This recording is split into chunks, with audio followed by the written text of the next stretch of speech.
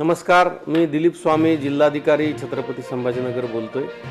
छत्रपती संभाजीनगर शहर व जिल्ह्यामध्ये काल परवा पेट्रोल पंपावर खूप मोठ्या वाहनाच्या रांगा लागल्या होत्या आणि पेट्रोल आणि डिझेलचा तुटवडा आहे, टंचाई आहे असं चित्र निर्माण केलेलं होतं।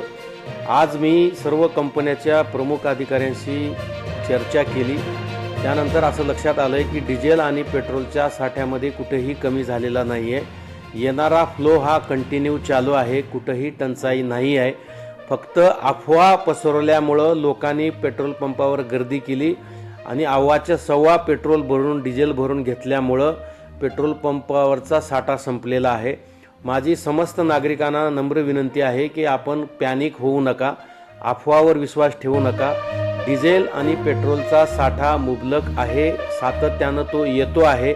येणाऱ्या गाड्या या नियमितप्रमाणे येत आहेत।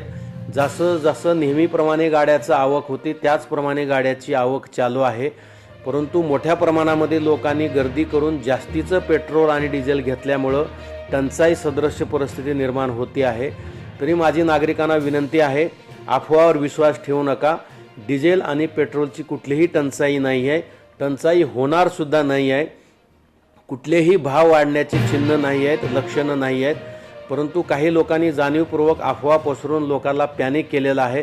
अशा लोकांचा आम्ही शोध घेतो आहोत ज्याने अफवा पसरवलेला आहे ते, आणि जे कोणी अफवा पसरवतील आणि लोकांना पॅनिक करतील त्यांच्यावर कायदेशीर कडक कारवाई केली जाणार आहे।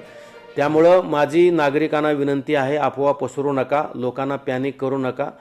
पेट्रोल आणि डिझेलचा साठा आहे आणि तो रेग्युलर आपल्याला मिळणार आहे। जसं आपण पूर्वी खरेदी करत होतात नियमितपणे आवश्यकतेप्रमाणे, त्याचप्रमाणे खरेदी करा। जास्तीचा साठा करून ठेवू नका। आपल्या परिसरातील ताज्या घडामोडी पाहण्यासाठी, अन्याय अत्याचाराला वाचा फोडण्यासाठी वन डे न्यूजला सबस्क्राईब करा व जास्तीत जास्त शेअर करा।